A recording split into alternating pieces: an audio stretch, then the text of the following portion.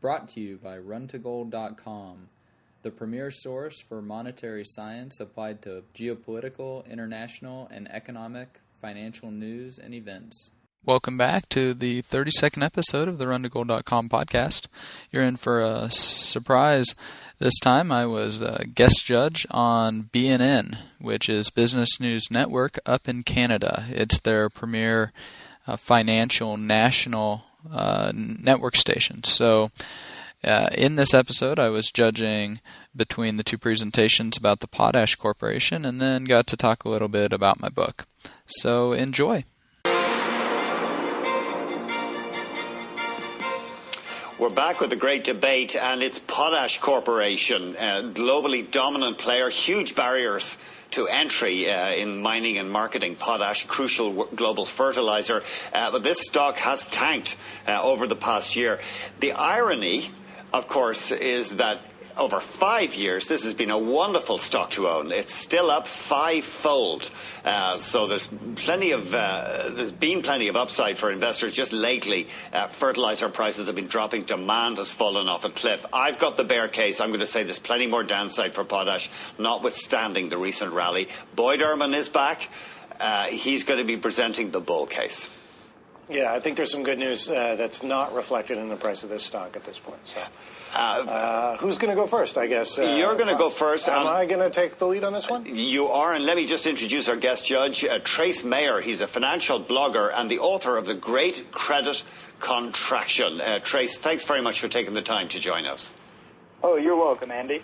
So sit back, Trace, and you're down in San Diego. We'll get your take on the markets straight after the debate. Boyd, if you wouldn't mind kicking off. Sure. Well, for starters, number one, you talked about the drubbing the stock has taken over the past year. It's priced in a lot of the softness that we're seeing. Earnings aren't down nearly as much as the stock, so that's good news. Two, China, India, and inventories. Those are the three things that analysts like the folks at Canaccord are expecting to drive a real nice rebound in prices. And three, they control the market for potash. So you know what? Potash Corp of Saskatchewan can do a lot to influence the price of potash. They can make sure that they hold their bottom line up. This is not a stock where earnings are going to decline a lot more. We talked about earnings. They earned $1 a share today, this quarter. So they are still earning good money. Nothing quite like what they were, but not as bad as people would think given the slowdown in demand.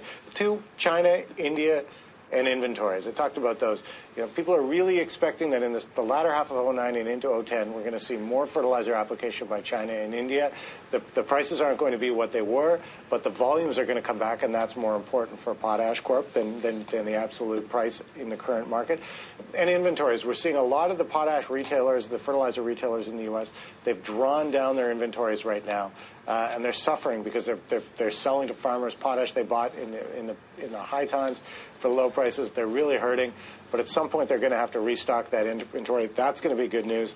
And through all of this, potash, which controls about a quarter of the world's production of potash, they are able to make sure the prices hold up.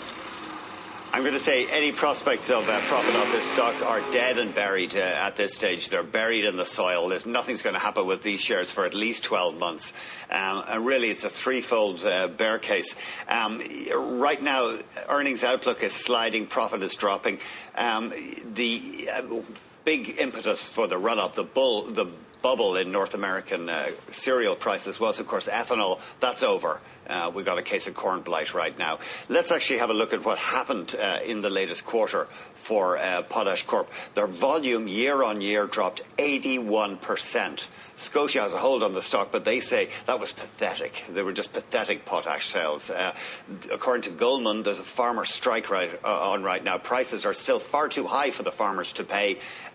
The companies are frantically trying to cut production to bring down supply, but the potash is just not selling at current prices. Prices are going to come down. There go Potash Corp's profits. Let's have a look at guidance. Until yesterday, the company had been maintaining that they would make $11 a share this year. Now it's down to $7.50. When you see executives cutting guidance, you know it's time to get out of a stock. Finally, what's actually going on in the corn market? More and more scientists coming out and questioning the dodgy economics of growing fuel, using food for fuel, according to Scotia, a group of more than 20 scientists globally, has just come out with a verdict against that. Corn is over as an ethanol story. Sure. I mean, ethanol is largely stupid. You put in so much energy. So that what you reap it's kind of a zero-sum game. So I'm not going to argue that one with you. But I think when you look at the long-term chart of potash, you see that bubble, that ethanol bubble, is gone out of the stock, and we're back to the long-term trend line of just supplying people to grow food, and that's what potash is really good at. That's what we're going to drive.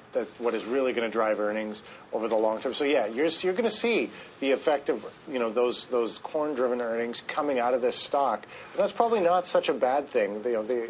We're just getting back to what really matters, and that is growing food. We do have a growing world population, and that's just, frankly, my killer blow. It's like I say, it's motherhood and apple pie, but that is the killer blow. The food food demand is still growing. I mean, people talk about a recession, but we're not. The potash doesn't go into growing foie gras or lobster or champagne, the expensive stuff that people are trading out of. Potash is about bread, pasta, staples. Well, it's about and meat. The demand is going to continue to grow. It's about meat, though, because that's where so much of the world's cereal is now going, and in the poor countries, they can't afford as much meat anymore. No, but that is true maybe on a per-person basis, but the overall effect of the economic growth is going to be that more and more people can afford a portion of meat. And when you travel in poor countries, meat is like a Mercedes. I mean, people want it. I've traveled with my wife as a vegetarian, and they look at you like you're nuts. You come from a rich country and you don't eat meat. I mean, that's what being rich is all about, right? So, I still think that secular trend, we are seeing a bit of depression because of the recession and that perhaps, but the secular trend is there. More and more people are eating meat, and they're going to demand it. Although it's interesting, more and more controversy over the environmental impact of meat. We saw a study in Britain a while back that indicated that you actually harm the atmosphere less by driving than walking, because so much of our food energy comes from meat that hurts the environment so much. There's also no question about that, but the growth in meat demand is coming from where? China, India, countries that have very little regard for environmental policies right now anyway. So I think that's a bit of a canard.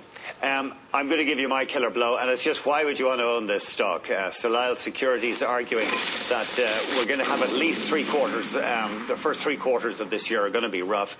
The amounts of potash out there, the unsold, the inventories are 56% above normal. I just explained that farmers aren't buying. Goldman Sachs calls it a giant game of chicken. Where's the upside? There's far too much potash. World economy is going to go sideways at best. So these newly affluent consumers, they aren't going to be able to afford meat as easily anyway for at least a year. Potash, it's only down from here. You watch. The stock will rise before the earnings do. Trace, you've heard both cases. And yes. Would you buy POT on what you've heard? Not today, I wouldn't. Great. Sounds like a victory for me. I think I have to side with Andy, the bear here, because over the next 12 months, I just don't see very much capital moving into the commodities. Right now, people, because of the uncertainty and the inherently unsound and unstable worldwide monetary system that we have, people are seeking safety and liquidity. And so they're moving out of these commodities into safer, more liquid assets. And that's why we see these huge overstocked inventories. And it really is becoming a game of chicken between the farmers and producers, not just with potash, but with a lot of the other commodities that are out there. So, just like during the Great Depression, we're seeing cash become king, and that's why I think it's not a very good idea to move into these commodity producers like Potash Corporation, because they do have this leveraged effect on their earnings because the costs associated with producing it and how the revenues are derived. So it's really kind of like catching a falling knife right now, it seems, and how low will it go, I'm not sure, but I think that there's probably still a little bit of additional downside to it over the next 12 months. Trace, you're the author of a book called The Great Credit Contraction. You're involved in a website called runtogold.com. We've only got about a minute. Can you give us your brief thesis on the world economy right now? Well, my brief thesis, I did explain it, is that capital is seeking the safest and the most liquid investment.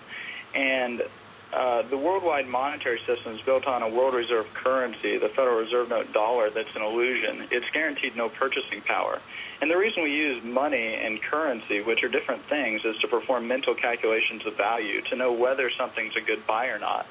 And gold is the safest and the most liquid investment. So if cash is king, gold is emperor, especially in the particular environment.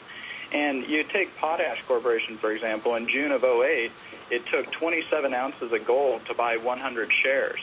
In December of '08, it took 6.4 ounces to buy 100 shares. And so how low will it go?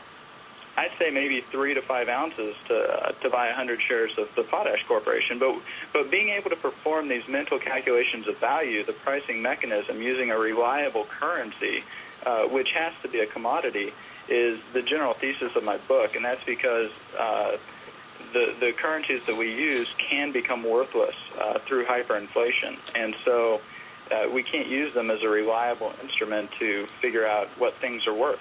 Trace, we're out of time. We'll have you back as a guest on the show. Thanks very much for giving us the time. And if viewers want to find out more on Trace's views, you can go to runtogold.com or just Google Trace Mayer and the Great Credit Contraction. Thanks very much, Trace. Yeah, thank you, Andy and Boyd.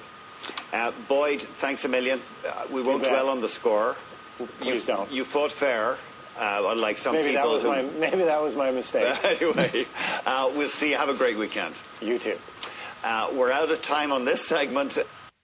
So there we go. We had that go out to a couple 100,000 viewers, and even had some interesting visitors from my site, from the Royal Bank of Canada and some other financial institutions up there. Anyways, it's kind of like a three-eyed fish in the mainstream media, being able to perform these mental calculations of value in terms of gold. So that's pretty rare. Anyways, thank you for listening to the 32nd episode, and talk to you later. You've been listening to the RunToGold.com podcast, the premier source for applied monetary science on the web.